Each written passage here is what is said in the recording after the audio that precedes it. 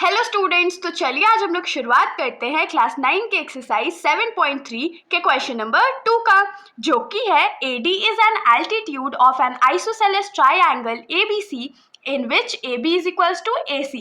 Show that AD bisects BC, AD bisects angle A. तो इस question में हम लोगों को क्या बोला गया है कि AD जो है वो एक ट्राइंगल आइसोसेलेस ट्राइंगल ABC का एल्टीट्यूड है। अब एल्टीट्यूड क्या है?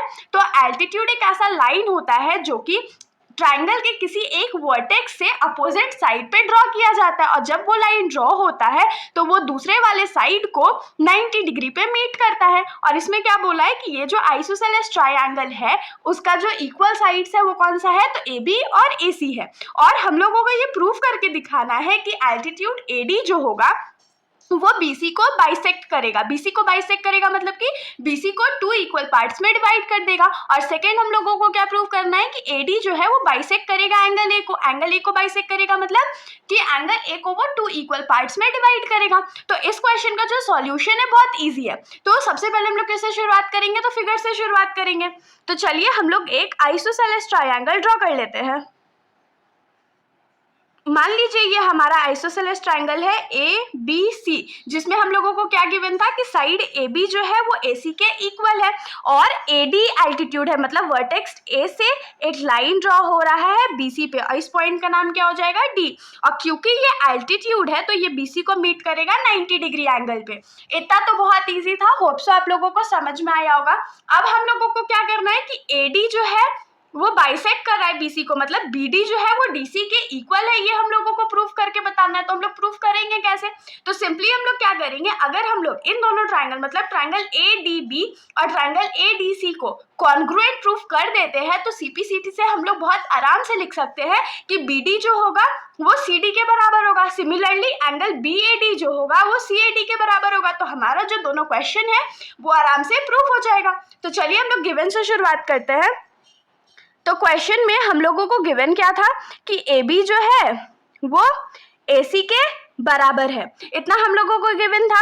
उसके बाद 2 प्रूफ हमारा क्या है? तो पहला हमारा प्रूफ है कि AD जो है वो बाइसेक्ट कर रहा है BC को, और दूसरा प्रूफ हमारा क्या है कि AD जो है वो बाइसेक्ट कर रहा है एंगल A को। इतना मिल गया। अब हम लोग इसका प्रूफ कर लेते हैं। तो सिंपली हम लोग को क्या करना है? तो कॉन्ग्रुएंसी ही तो प्रूफ करना है। तो हम लोग क्या लिखेंगे? In triangle ADB and triangle ADC। तो कॉन्ग्रुएंसी तो प्रूफ करना है, लेकिन कौन से क्राइटेरिया का यूज करेंगे?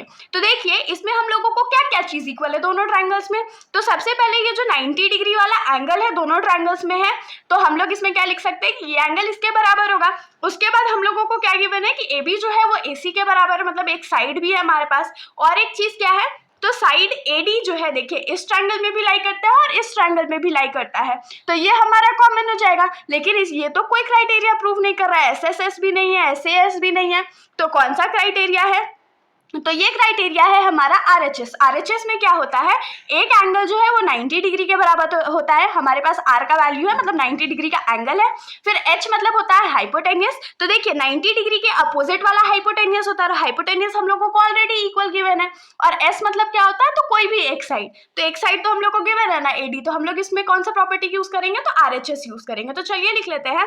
सबसे पहले हम लोग एंगल लिखेंगे, तो क्या हो जाएगा? एंगल ADB जो है वो किसके बराबर हो जाएगा? तो ADC के। और क्यों बराबर हो जाएगा? क्योंकि दोनों का जो वैल्यू है वो 90 डिग्री के बराबर है। फिर हाइपोटेनियस पे आते हैं। तो हाइपोटेनियस में क्या हो जाएगा? AB जो है वो AC के बराबर है। ये हम लोगों को कैसे पता है? तो ये हम लोगों को क्वेश्चन में गिवन था। और एक साइड चाहिए, तो उसके लिए क्या लिखेंगे? AD is equals to AD। और AD is equals to AD क्यों लिखेंगे? क्योंकि ये जो साइड है वो दोनों ट्राइंगल्स में कॉमन है।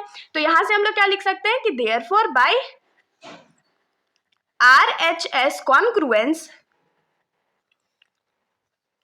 ट्राइंगल ADB जो होगा वो कॉन्ग्रुएंट होगा ट्राइंगल ADC के। तो जो कॉन्ग्रुएंसी था दोनों ट्राइंगल्स का वो तो हमने बहुत आसानी से प्रूफ कर लिया, लेकिन हम लोगों को प्रूफ क्या करना था? पहला हम लोगों को प्रूफ करना था कि AD जो है वो बाइसेक्ट कर रहा है BC को।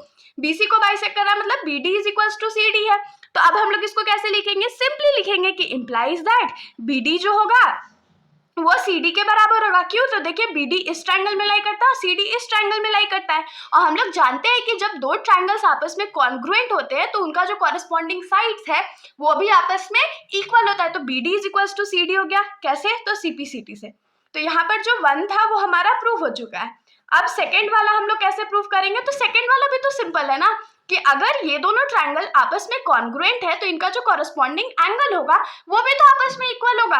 तो हम लोग सिंपली CP/CT से क्या लिख सकते हैं कि एंगल BAD जो होगा वो एंगल CAD के बराबर होगा। तो हम लोग इसमें 2 वाला में भी लिख लेते हैं कि since triangle ADB is congruent to triangle ADC। और हम लोगों को कैसे पता है कॉन्ग्रुएंट है? तो हमने अभी जस्ट प्रूव किया था, तो प्रूव्ड अबव। तो देयरफॉर यहां से हम लोग क्या लिखेंगे कि एंगल BAD जो है वो किसके बराबर हो जाएगा? तो एंगल CAD के। और कैसे बराबर हो जाएगा? तो CP/CT के थ्रू। तो यहां पर क्या लिखेंगे कि hence AD bisects angle A। और यहां पर आप लोग क्या लिख सकते हैं कि हेंस AD बाइसेक्ट्स BC। तो इसके साथ हमारा ये जो सॉल्यूशन है यहीं पर खत्म हो जाता है। अगर आप लोगों को कोई भी डाउट हो तो आप लोग बेशक कमेंट सेक्शन में पूछ सकते हो, वरना अगर आप लोगों को वीडियो अच्छी लगी तो वीडियो को लाइक करिएगा और मेरे चैनल को बिना सब्सक्राइब करे कहीं मत जाइएगा। Thank you.